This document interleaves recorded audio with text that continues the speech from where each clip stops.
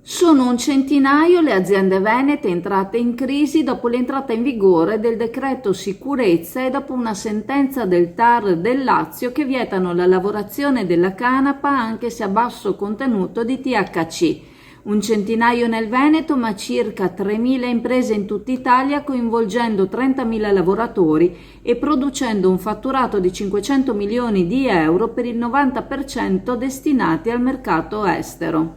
L'assessore alla Regione Veneto Federico Caner ha l'intenzione di portare al centro del confronto il tema durante l'incontro che si terrà il prossimo 29 aprile, chiedendo che si cerchi una soluzione che sia in grado di bilanciare la tutela degli investimenti e la sicurezza richiesta. C'è di fondo un'incoerenza nelle norme, sottolinea l'assessore regionale. Viene vietata la lavorazione ma viene consentita l'importazione, tenendo conto però che l'Organizzazione Mondiale della Sanità ha ritenuto sicuro il cannabidiolo, CBD, sostanza naturale estratta dalla cannabis, priva di effetti psicoattivi. Il decreto permette che le infiorescenze contenenti cannabidiolo possano essere utilizzate solo ed esclusivamente nel settore florovivaistico professionale, vietando qualsiasi altro uso, commercio, lavorazione, detenzione e vendita. A queste condizioni il settore, composto da agricoltori certificati, rischia di scomparire.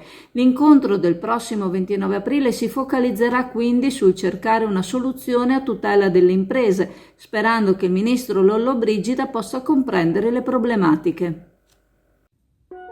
Protecta, scelta sempre da più famiglie e imprese per proteggere la propria casa e la propria attività dai furti e per vivere con maggior serenità. Tecnologie avanzate, monitoraggio professionale ed esperti pronti a intervenire in qualsiasi momento. Solo 60 secondi dalla verifica dell'intrusione all'invio delle forze dell'ordine. Contatta Protecta per un consulto adatto alle tue esigenze. 800 778 779. Affidati a Protecta, sempre al tuo fianco.